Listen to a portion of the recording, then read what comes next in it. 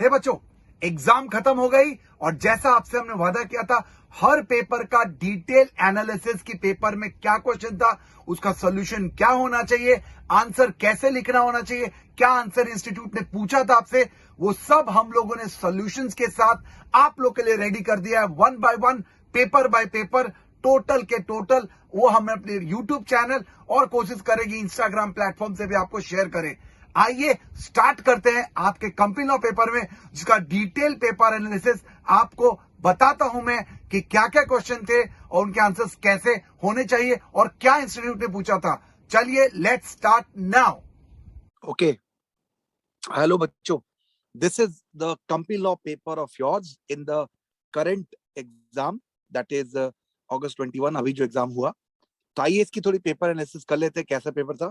तो all in बच्चों मैं कहूंगा कि पेपर बहुत ज्यादा टफ नहीं था। टफ करना ही भी गलत होगा। पेपर थोड़े एक दो क्वेश्चन आपको अनकॉमन लगे होंगे, बट पेपर बहुत आसान सा, आसानी से मैनेज किया जा सकता है। आइए एनालिसिस को करते हैं। सबसे पहला मैं आपको क्वेश्चन नंबर 1 पे ले जाता हूँ, कंपलसरी पार्ट। उसमें बोला गया था कि सिक्योरिटी प्रीमियम का जो अकाउंट है, उसका इस्तेमाल किस किस काम के लिए किया जाता है। तो आप अच्छे से जानते हो, आपको याद होगा बाईबैक वाला प्रोविजन, बोनस शेयर वाली बात, राइट, प्रीमियम एक्सपेंसेस वाली बात। यहाँ अकाउंटिंग स्टैंडर्ड वाली बात भी लिख देनी है। हमने आंसर्स के लिए आपको इंस्टीट्यूट का पेज नंबर भी और अपने क्लास का मटेरियल का पेज नंबर भी यहाँ पे डाल दिए। सीधा क्वेश्चन है, यहाँ पे कुछ ज्यादा दिमाग लगाना था नहीं। दूसरा क्वेश्चन अगर मैं आपको कहूं, तो यहाँ पे बच्चों लिखा हुआ है, एक बंदी है देवप्रिया, वो उसको अपॉइंट किया गया था अल्टरनेट डायरेक्टर कंपनी के अंदर। और उसके बाद एक कंपनी है जिसका नाम है Amal housing finance limited. The company was served a demand notice by the goods and GST department, और उनसे 25 लाख रुपए का डिमांड किया गया कि कुछ वायलेशंस किए गए हैं और जीएसटी लॉ में। तो कंपनी के पास वो कैश क्रंच चल रहा था। तो कंपनी के सीईओ ने देवप्रिया को बोला कि भाई आप कुछ करो, मदद करो। फिर उसके बाद देवप्रिया ने 12 लाख रुपए दिए कंपनी को, 7.5 lakh from his sister's husband and give it to the company. तो यहाँ देखिए जरा, आपको याद होगा डेफिनेशन ऑफ डिपॉजिट्स बच्चों, तो वहां पे बताया था मैंने कि डिपॉजिट्स क्या क्या नहीं होते। एग्जेम्प्टेड डिपॉजिट की अगर मैं बात करूं, तो यहाँ पे थोड़ा चीज देखा जा सकता है कि एग्जेम्प्टेड डिपॉजिट के डेफिनेशन में कि अगर कोई डायरेक्टर पैसा कंपनी को दे रहा है, तो क्या वो डिपॉजिट होगा कि नहीं होगा। तो उसमें कंडीशन यही था कि वो उसका ओन फंड होना चाहिए। तो ओन फंड मतलब उसका पैसा उसके रिलेटिव को ऐसा। यहाँ पे आपको रिलेटिव दिख तो रहा होगा, बट यहाँ देखिए रिलेटिव जो है वो कंपनी के हिसाब से रिलेटिव नहीं है, क्योंकि याद हमने बात किया था एक पीढ़ी खून का रिश्ता, वो बात आपको ध्यान रखनी है।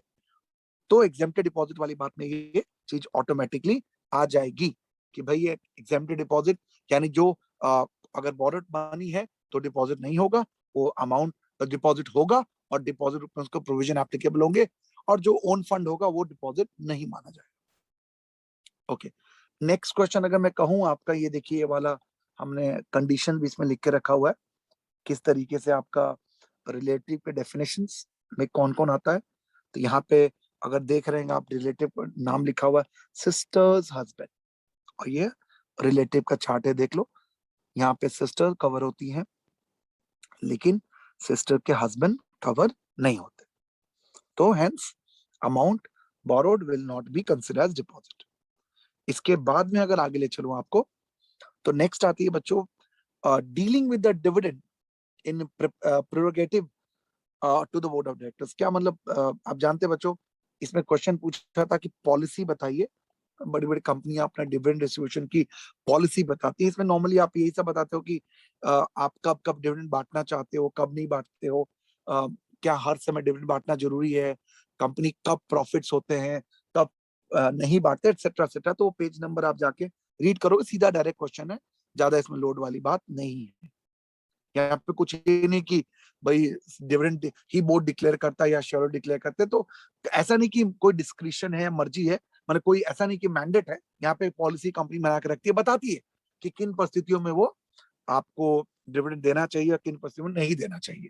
एक रिकमेंडेड पॉलिसी आप एक्सपेक्ट कब कर सकते हो कंपनी से। फिर अगर मैं कहूँ नेक्स्ट क्वेश्चन नंबर 4 की, एवरी डी जिसको बोलते हैं, every company is required to comply with the disclosure requirement under sexual harassment at workplace, women's at workplace बच्चों। तो ये नई चीज है और इसमें बहुत ज्यादा कोई नाटक नहीं है। आपको इंस्टीट्यूट के ये पेज नंबर पे जाना है और ऑटोमेटिकली अपने क्लास के और इंस्टीट्यूट के पेज जाना है। वहाँ वही से बात किया गया कि कमिटी बनाओ जिसको हेड करेंगे वुमेन, प्रॉपर मैकेनिज्म होना चाहिए, ग्रीवियंस होना चाहिए, टाइमिंग ऑफ वर्क एंड उनके लिए क्या सेफ्टी नॉर्म्स है बच्चों, वो सारी बातें आपको एक बार पढ़ के यहाँ लिखनी थी। नेक्स्ट क्वेश्चन होता है बच्चों कि as a company secretary explain the procedure for satisfaction of charges. बच्चों सेटिस्फैक्शन ऑफ चार्जेस अच्छे से पढ़ा था हमने, अगर याद होगा आप लोग को, CHG 4 and CHG 5। Yes, CHG 5 कुछ 14 डेज वाला टाइम और डिटेल सेटिस्फैक्शन कब कब किया जाता है, एक प्रोसेस आपको बताना है यहाँ पे। इसके आंसर हिंट हमने दिए हैं, सीधा क्वेश्चन है। आगे चलते हैं। बुक्स और accounts of company can be kept only at RO। तो याद है आपको बच्चों, ऐसा नहीं है, रखते नॉर्मली RO पे ही, लेकिन आप चाहो तो कहीं और भी रख सकते हो। बट वहां पे याद करिएगा बच्चों क्या करना पड़ता था आपको, अगर याद होगा बच्चों, हमें BR@BM करनी है, BR पास करनी है, AOC 5 जमा करना था, 15 दिन वाली बात।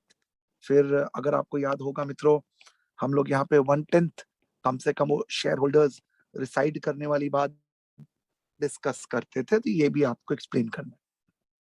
नेक्स्ट मैं जाता हूँ आपको, जुपिटर लिमिटेड एक कंपनी है जो अक्वायर करे shares in other company and how much the amount that can be invested. दिख रहा है आप लोग को, इन जुपिटर तो इन्वेस्टेड यानी 186 वाली बात आ जाएगी।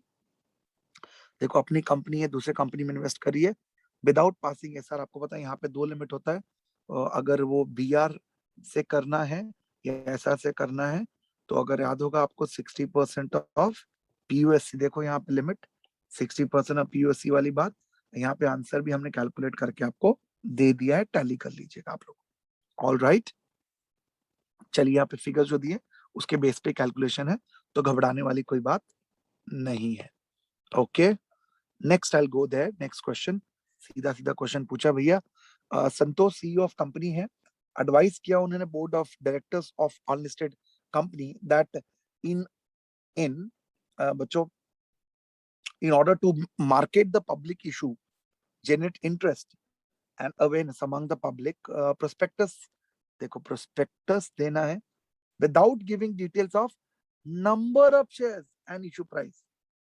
आपको याद है रेड हेरिंग प्रोस्पेक्टस, वो यही तो था टाइप्स ऑफ प्रोस्पेक्टस में, क्या के जिसमें क्या क्या बच्चों बताओ, नहीं होता था क्योंकि वही बिल्डिंग के प्रोसेस के द्वारा हम डिटरमाइन करेंगे, तो एक्सप्लेन कर देना था अच्छे से। बाद में भले उसको हम अलग से स्टेटमेंट मेमोरेंडम देके बताएंगे और तो कंप्लीट हो जाएगा प्रोस्पेक्टस। आइए सीधा क्वेश्चन था, what are the requirements from predate, okay, proprietary company Australian law, ये तो आपको ऑस्ट्रेलियन लॉ के हिसाब से जो रिक्वायरमेंट इनकॉर्पोरेशन वाली बात, वो एक बार फटाफट लिख देना है ये चैप्टर से, यहाँ पे कोई लोड वाली बात नहीं है। एवरी कंपनी देखो पेज नंबर डाल के रखे हैं तो आप चेक कर सकते हो, इंस्टीट्यूट का मटेरियल का भी और अपना भी। बच्चों यहाँ देखिए, every company is required to have active website. तो ये बात एवरी कंपनी वाली बात अगर याद होगी आपको, तो हम लिस्टेड कंपनी के लिए ये चीज तो मैंडेटरी होता है। यस, आपको याद करो, कम अपने को यहाँ पे अमृतवाणी के पेज नंबर दिए हैं, पेज अपने मैट की, इंस्टीट्यूट की भी दी हुई है, और लिस्टेड कंपनी के लिए मैंडेटरी होता है। उसमें कुछ जो रिक्वायरमेंट है बच्चों वो भी पढ़ना है अपने को, सीधा सीधा चीज है, ज्यादा उसमें कोई साइंटिफिक बातें तो नहीं लिखी हुई है।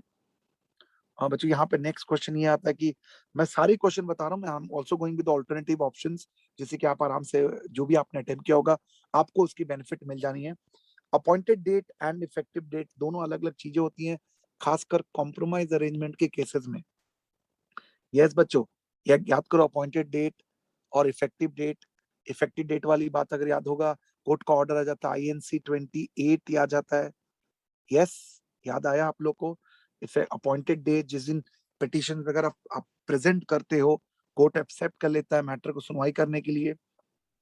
और ये भी पेज नंबर यहाँ पे डाले। Next is assistant company secretary of JKL limited है, made excess payment of 1 lakh rupees. तो यहाँ रिफंड प्रोसेस पूछा है बच्चों, किस तरीके से आप SRN वगैरह डाल के रिफंड प्रोसेस लेते हो। यहाँ पे पेज नंबर हमने इंस्टीट्यूट के मैट वाला डाल दिया है, डायरेक्टली पढ़ सकते हो, उसमें कोई ऐसा नहीं था कि कोई भी नॉर्मल रिफंड प्रोसेस जो होता है उसी के जैसा होता है ये।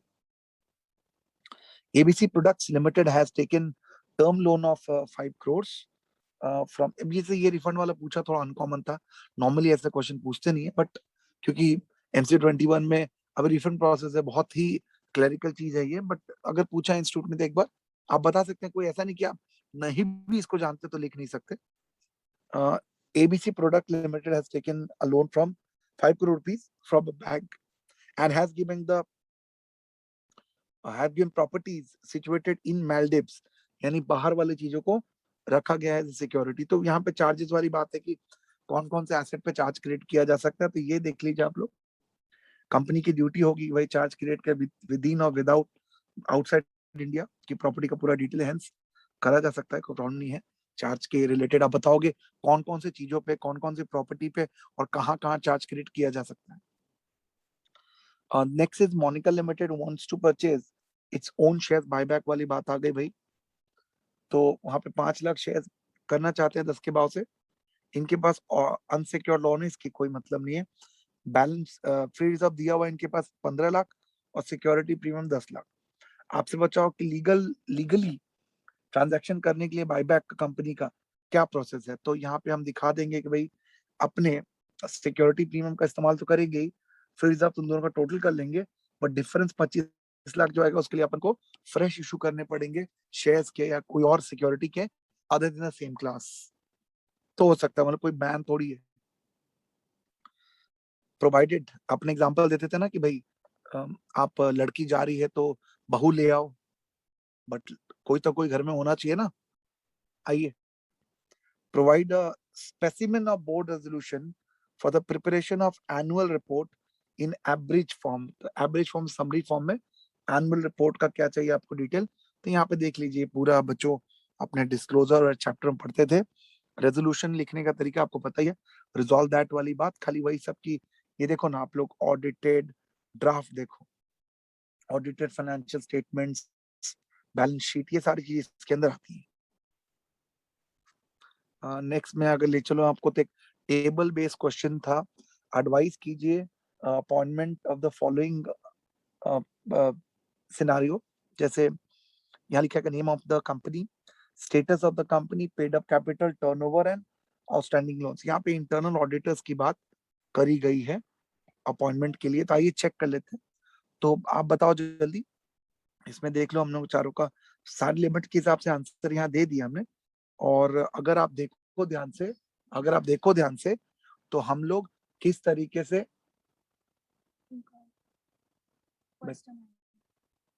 क्या नाम है, पहली बार ही आया. बात हुई थी फोन में, नहीं, ऐसे ही पूछने आया. Executive CSC. फर्स्ट ईयर में. हाँ ठीक. पेरेंट है मेरे, कैबिन बिठाई, सबको हटा दे. कितने लोग? 2 मम्मी पापा और बच्ची. बैठाई, बात कीजिए, मैं आता हूँ. ठीक है बच्चों, next is name of the company. देखो एक लाला लिमिटेड लिस्टेड कंपनी है, तो आपको याद होगा 25, 50, 100, 200. बच्चों लिमिट याद है, 25, 50, 100, 200 की लिमिट सिखाई थी हम लोगों ने आपको. तो यहाँ पे लिखा हुआ देखो, पेड अप कैपिटल इतना है और लिस्टेड कंपनी है, सोचना ही नहीं हमको, बात ही खत्म हो गया. फिर दिलो लिमिटेड है अनलिस्टेड पब्लिक कंपनी, लेकिन इसका देखो टर्नओवर देखो रीच कर गया. Are you clear? फिर दूसरी company Craft limited unlisted public company है. तो उसके बाद बच्चों यहाँ पे आप पेड अप कैपिटल भी देख सकते हो.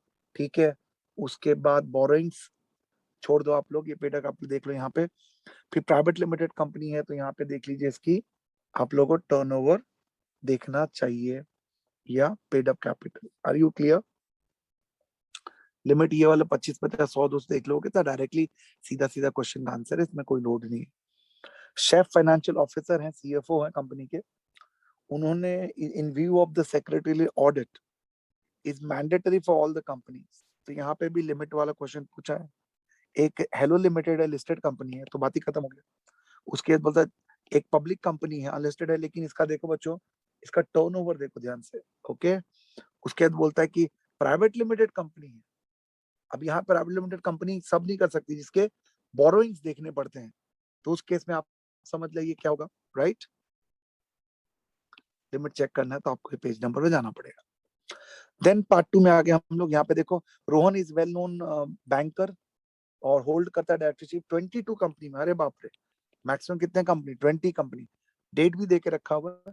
अब आपसे पूछता है कि इसमें 10 पब्लिक कंपनी ऑलरेडी है और 11 प्राइवेट कंपनी, तो 11 तो हो नहीं सकता। तो उसमें बोला है कि भाई जो last including NP MNP which is a dormant company, तो डोरमेंट कंपनी है तो फिर ठीक है, यहाँ तो कोई प्रॉब्लम नहीं होगी। 21 में से एक चला गया, but a company registered section 8 भी है, वेरी गुड, तो उसको भी एग्जाम कर देंगे। नाउ रिसेंटली 20 दिसंबर को ABC limited in which he is not a director, जो 100% शेयर होल्ड करती है एमएनपी का। मजा देखो, अगर डोरमेंट का कोई 100% शेयर होल्ड कर रहा है, कंसेंट देयर फॉलोइंग, इसमें बोल रहा है कि whether the directorship held by Rohan is valid. और दूसरा ही पूछता है can Rohan continue to hold the office in 22 companies after the appointment in the new company, and company secretary of ABC Limited has proposed to restrict the number। अच्छा, last वाले बहुत प्यारा point है, ये तो देखना ही है कि आर्टिकल चाहे तो नंबर्स कम भी कर सकता है, राइट। यहाँ पे चेक करना आप लोग को, पेज नंबर जाके, आर्टिकल नंबर कम कर सकता, बढ़ा नहीं सकता।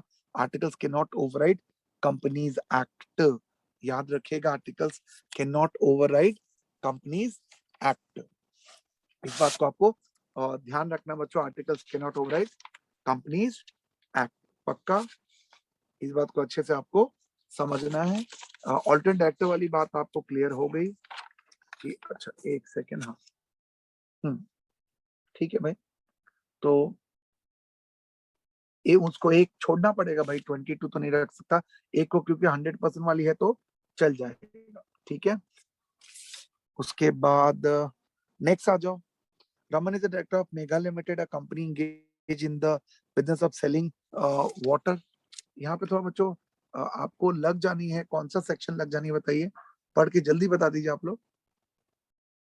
If you remember this is section relates to loan to director, याद है, बट उसमें प्रिंसिपल बिजनेस अगर कंपनी का वही है तो देखो ध्यान से बच्चों, बार बार देखो, पैकेज वाटर जूस बेच रहा है, पहले मिनरल वाटर वाला है, ठीक है, उसी के पैकिंग मटेरियल बना रहा है, तो चलेगा ना, प्रिंसिपल बिजनेस तो चलेगा।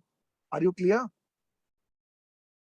देखिए ठीक है, ये पूरा कौन कौन कवर होता है उसके लिए ये प्रोविजन दिया, देखो, any form in which relative or mention that is a partner, however the loan can be granted, यहां से पढ़िएगा, to the company subject condition of passing a special resolution and must be utilized for the borrowing the principal business purpose।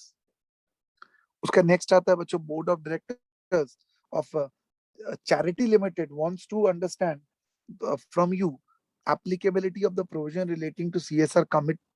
ये तो easy है, limit बताओ, याद है बच्चों 1505 लिमिट है, ये फटाफट बता देना आप लोग, उसमें कोई सोचने वाली बात ही नहीं है।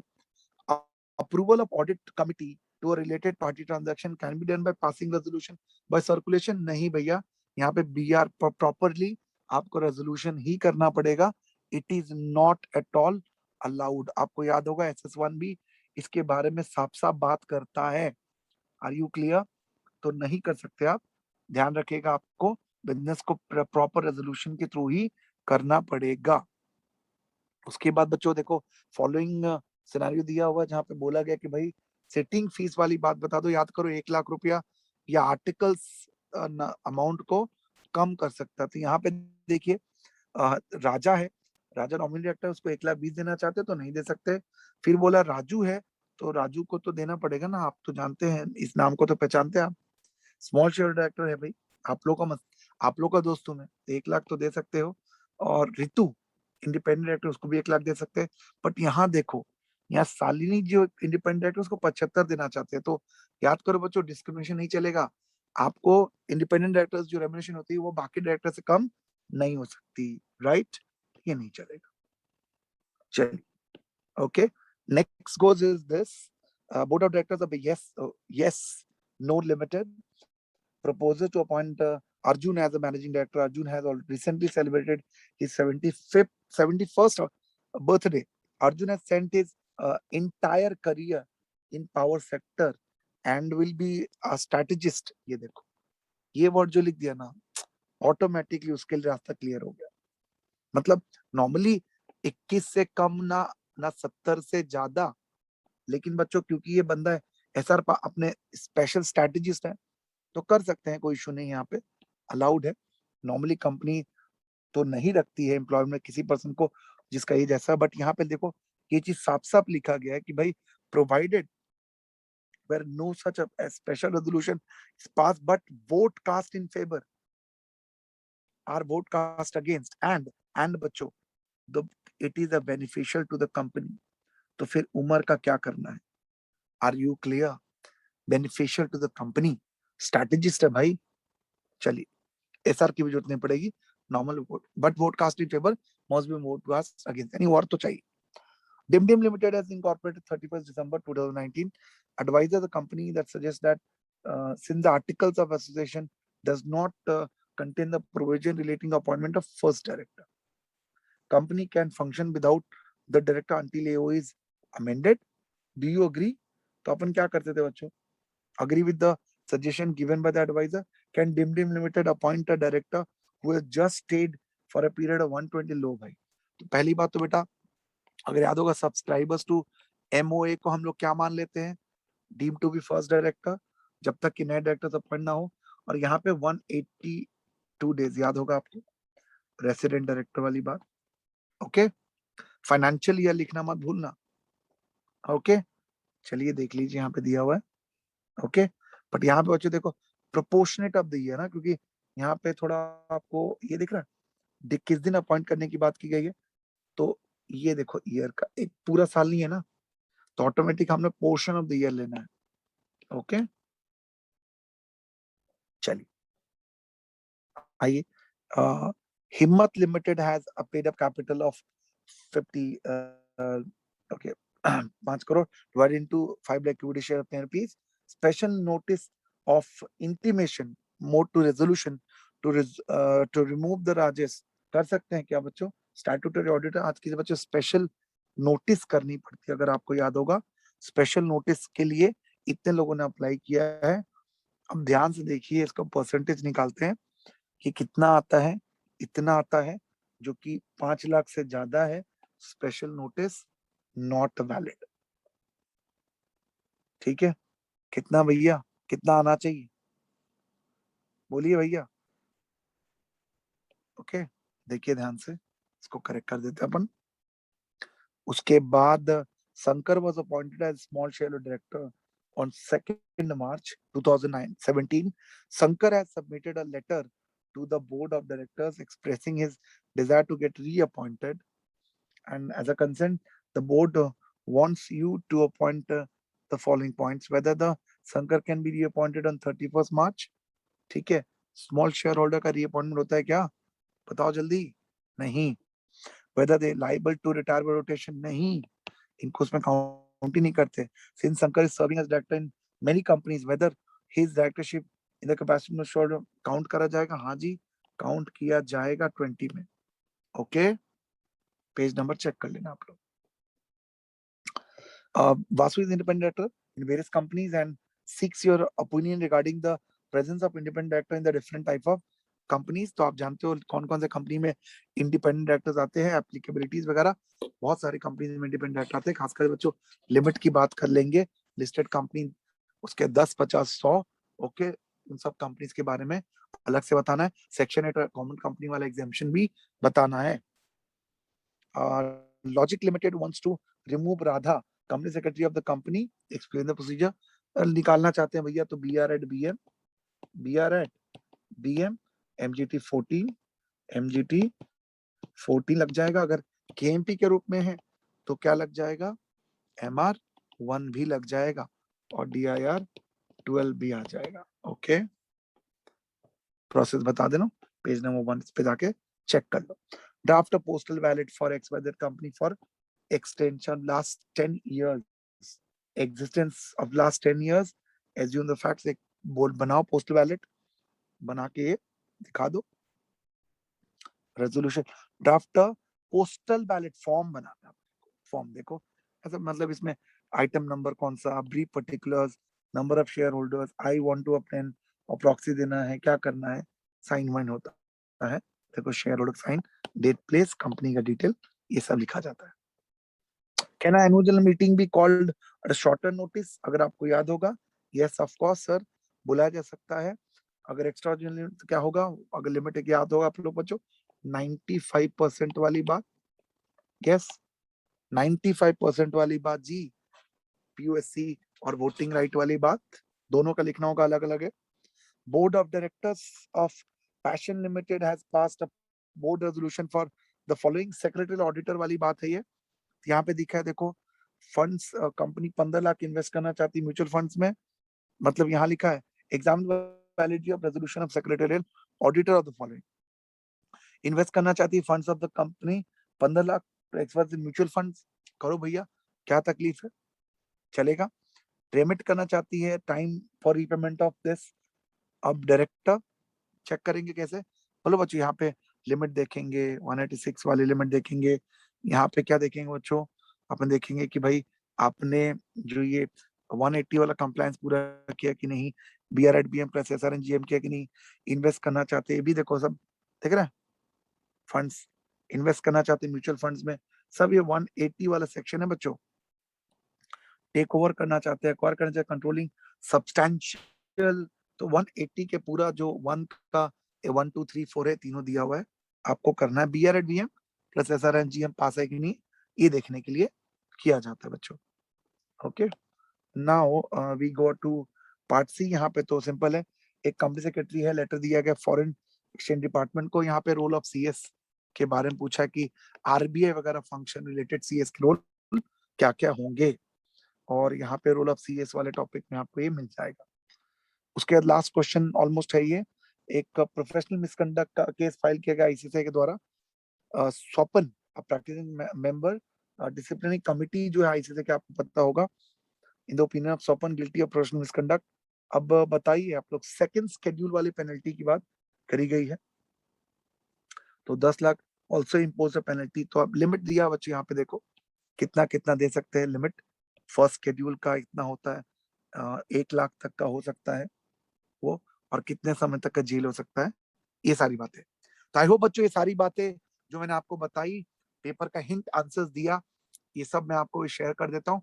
इससे बस आप बैठ के अपना टैली कर लो, देख लो, सुकून रख लो, क्योंकि आप लोगों को था कि एग्जाम हो गया हमारा, हमने आंसर कैसा लिखा, क्या होना चाहिए, कैसा होना चाहिए, एक जनरल हिंट आंसर आपको दे दिए और बता दिए देखो कैसा पेपर है, आप इसको देख सकते हो, और गाइस मूव ऑन, आगे बढ़िए आराम से, पेपर को एंजॉय करिए, अभी आप लोग का एग्जाम खत्म हो गया, मजे करिए, be in touch for anything any detail बच्चों, बाय, टेक केयर, शबा खैर, गॉड ब्लेस यू।